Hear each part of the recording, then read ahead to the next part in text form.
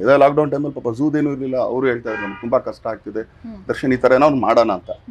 So ಜನ ಎಷ್ಟು ಚೆನ್ನಾಗಿ ಕೋಆಪ್ರೇಟ್ ಮಾಡೋದು ನೋಡ್ರಿ. ಈಗ ಇದೇ ನೀವು ಯಾರ್ದಾನ ಒಬ್ರು ಬರ್ಡೇಗೆ ಒಂದು ಬೊಕ್ಕೆ ತೊಗೊಂಡು ಹೋಗ್ತೀರಾ, 1-1.5 ಸಾವಿರ ರೂಪಾಯಿ ಅಂತ ಖರ್ಚು ಮಾಡೇ ಮಾಡ್ತೀರಾ ಒಂದು ಬೊಕ್ಕೆಗೆ ಕನಿಷ್ಠ ಪಕ್ಷ. ಇಲ್ಲ ಯಾವುದೋ ಒಂದು ಡಾಲ್ ತೊಗೊಳಕ್ಕೋ ಏನೋಕ್ಕೋ ಒಂದು. ಅದೇ ಆ್ಯಕ್ಚುಲಿ 1-1.5 ಸಾವಿರ ರೂಪಾಯಿಗೆ ನೀವು ಆ್ಯಕ್ಚುಲಿ ಇದು ಝೂ ಅಲ್ಲಿ ಒಂದು ಪಕ್ಷಿನೋ ಏನೋ ಒಂದು ತೊಗೊಂಡು ಆ ಸರ್ಟಿಫಿಕೇಟ್ ತೊಗೊಂಡೋಗಿ ಕೊಟ್ಟರೆ 1 ವರ್ಷ ಆ ಪಕ್ಷಿ ಊಟ ಮಾಡುತ್ತಾ ಹೆಸರು ಹೇಳ್ಕೊಂಡು. So it's a very big gift. ನಾವು ಲಕ್ಷಗಟ್ಲೆನೇ ಕೊಟ್ಟು ತೊಗೋಬೇಕು ಅಂತೇನಿಲ್ವಲ್ಲ. ಈಗ ಒಂದು ಚಿರತೆ ಸಾಕೋದಕ್ಕೆ ಎಷ್ಟಿರ್ಬೋದು ಹೇಳಿ? ಏನು ಅನ್ಕೊಳ್ತೀರಾ ನೀವು? ಅಯ್ಯೋ ಮಾಂಸ ತಿನ್ನುತ್ತದು ಏನು ಒಂದು ಲಕ್ಷ 2 ಲಕ್ಷ ಇರ್ಬೋದು. ಒಂದು ಚಿರತೆ ಖರ್ಚಮ್ಮ ಬರೀ 35 ಸಾವಿರ ರೂಪಾಯಿ ಒಂದು ವರ್ಷಕ್ಕೆ ಅಷ್ಟೇ. ಸರ್ ಫುಡ್ ಏನ್ ಕೊಡೋದಾಗ ಅದಕ್ಕೆಲ್ಲ ಅಂತ ಅದಕ್ಕೇನು ಆಕ್ಚುಲಿ ತುಪ್ಪದನ್ನ ಕೊಡ್ತಾರಮ್ಮ, ಅದಕ್ಕೆ ಮಾಂಸನೇ ಕೊಡ್ತಾರೆ. ಅದೇ ಮಾಂಸನೇ 35 ಸಾವಿರ ರೂಪಾಯಿ ಮಾಂಸ ಅದಕ್ಕೆ ಒಂದು ವರ್ಷಕ್ಕೆ ಸಾಕಮ್ಮ. ಅದಕ್ಕೆ ಒಂದು ಹಾವು 10 ಸಾವಿರ ರೂಪಾಯಿ.